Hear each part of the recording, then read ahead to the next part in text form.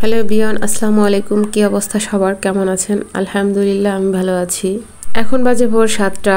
তো আমি ঘুম থেকে উঠে সুন্দর করে বিছানাটা গুছিয়ে নিয়েছি। তো 7টার সময় ঘুম থেকে উঠলেও এর অনেক আগে আমি নামাজ পড়ে একটু ঘুমিয়ে নিয়েছি, কারণ আমি ভোর 4টার সময় অ্যালার্ম দিয়ে রাখি। তখন উঠে ফজরের নামাজটা পড়ে তারপরে আমি সকালবেলা একটু ঘুমিয়ে নেই। তারপর ঘুম থেকে উঠে আস্তে আস্তে সংসারের সমস্ত টুকিটাকি কাজ করা শুরু করে দেই। যাই হোক, এখন যেটা নিয়ে আমার মাথা ব্যথা, এই যে এই সুন্দর একটা গাছ, এই মানি প্ল্যান্ট গাছটা আমি দীর্ঘদিন ধরে একটু একটু করে বড় করেছি। এখন যত্ন করতে করতে এটার অবস্থা এত বড় হয়েছে যে এটা কি করব আমি বুঝতেছি না। এটা একদম অবর হয়ে গিয়েছে। যাই হোক, এখন আমি মন স্থির করেছি এটা আমি কেটে ফেলবো। যেহেতু এটা ফ্লোরে এসে পড়েছে, সেহেতু ততটা সুন্দরও লাগে না। এখন এটা কাটা ছাড়া কোনো অপশন নেই, কেটে ফেলতে হবে। এই তো এখন আমি এগুলো কাটবো, যদিও আমার কাছে খুব খারাপ লাগছে, যেহেতু আমি এটা অনেক দিন ধরে তিল তিল করে বড় করেছি। এটার জন্য অন্যরকম একটা মায়া কাজ করে। মানুষের চুলে যেমন তেল দিলে চুল বড় হয়, তেমনি আমার এই গাছের জন্য বড় হওয়ার জন্য আমি কত কষ্ট করেছি, তিল তিল করে একটু একটু করে বড় করেছি। প্রতিদিন সকালবেলা যখন আমি ভাত রান্না করেছি, চাল ধোয়া পানিটা, ডাল ধোয়া পানিটা, ডিমের খোসা, এগুলো আমি প্রতিনিয়ত ব্যবহার করেছি। এই তো এখন গাছটা কেটে ফেলতে খুব কষ্ট হচ্ছে, কেমন যেন একটা খারাপ লাগছে। দেখতে খুবই খারাপ লাগছে আমার কাছে। যাই হোক, কথায় আছে শুরু থেকে শেষ, আবার শেষ থেকেও শুরু হতে পারে। সেজন্য এই বোতলটা আমি রেডি করেছি। এই কাটিং করা গাছগুলো আমি এখন এটার মধ্যে রাখবো কিছুদিনের জন্য। তারপরে যদি নতুন করে শিকড় গজিয়ে যায় তাহলে আমার মনে একটু শান্তি লাগবে হয়তো। এখন এই সবকটা ডালগুলো থেকে পাতাগুলো আলাদা করে নিতে হবে।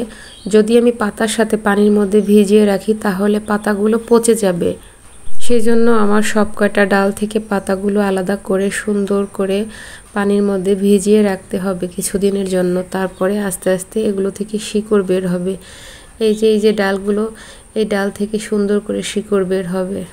তবে মানি প্ল্যান্ট গাছের আলাদা কোনো যত্ন করতে হয় না। এই গাছটা পৃথিবীর সবচেয়ে সহজ নিয়মে করা যায়। তবে মাঝে মাঝে পানিটা একটু চেঞ্জ করতে পারলে গাছের জন্য খুব বেশি ভালো হয়, কারণ শিকড়টা না হলে পচন ধরে। আর ফিল্টারে পানি দিতে পারলে অনেক ভালো হয়, আর না হলে বৃষ্টির পানি দিলেও ভালো হয়। এই তো দেখুন, কষ্ট পাবার কিছুই নাই, যেহেতু আমার গাছটা কেটে ফেলেছি। এখন এই জায়গাটা সৌন্দর্য বেড়ে গিয়েছে। আসলে এটা থেকে আমরা বুঝতে পারি সমস্যা যেখানে সমাধানও সেখানে। আসলে এই গাছগুলো নিয়ে আমি অনেক বেশি চিন্তায় পড়ে গিয়েছিলাম, আর মনটাও একটু বেশি খারাপ হয়ে গিয়েছিল।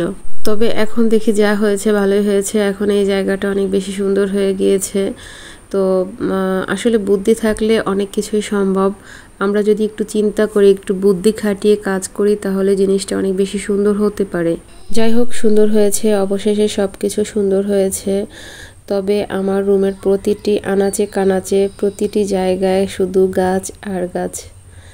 এই যে গাছ, এই গাছটি কি যে সুন্দর, বাস্তবে আরও বেশি সুন্দর লাগে। তো এখানে তেমন একটা বোঝা যায় না।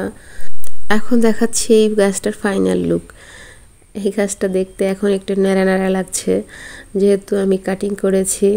এতদিন লম্বা ছিল, যেমন একটা লম্বা চুলের মানুষকে প্রথম অবস্থা যেমন লাগে, তার চুল কাটার পরে যেরকম লাগে, এই গাছটার ঠিক সেই অবস্থাই হয়েছে। কিছুদিনের জন্য অপেক্ষায় বসে রইলাম, গাছটা আবার সুন্দর হয়ে যাবে। এই যে আমার গাছ, এই গাছটা আমি 1 বছর হয়েছে লাগিয়েছি। কি সুন্দরভাবে বড় হয়েছে। গাছটা অনেক ছোট ছিল। এই যে একটা স্ট্যান্ড বসিয়ে দিয়েছি, যেহেতু পাতাগুলো এদিক সেদিক ঝুলে পড়ে যাচ্ছে। গাছটি আমি শক্ত করে দড়ি দিয়ে বেঁধে দিয়েছি, যেন এদিক সেদিক হেলান দিয়ে না পড়তে পারে। কারণ এই গাছটির সবচেয়ে বড় হচ্ছে, যেদিকে সূর্যের আলো পাওয়া যায় সেদিকে বেঁকে যায়। সেই জন্য লাঠিটা দিয়ে সুন্দর করে বেঁধে দিয়েছি, যেন এদিক সেদিক নাড়াচাড়া করতে না পারে, দেখতেও বেশ লাগে। এই যে সুন্দর একটি বোতলের মধ্যে আমি মানি প্ল্যান্ট গাছটা রেখেছি। এটার বয়স হবে 2 বছর। আর এই 2 বছরের মধ্যে এখনো পর্যন্ত কি সুন্দরভাবে আছে গাছটা, এখনো তরতাজা আছে। এর ভিতরে অসংখ্য শিকড় গজিয়েছে, দেখতে কিন্তু বেশ লাগে গাছটি। এখনো আমার পানিও পাল্টানো হয়নি, মোটামুটি এটার মধ্যে অনেক দিন আছে। এখনো পর্যন্ত আমি পানি পাল্টাইনি ভালোভাবে, কারণ এই পানিটাই গাছের সাথে একদম মানিয়ে নিয়ে গিয়েছে।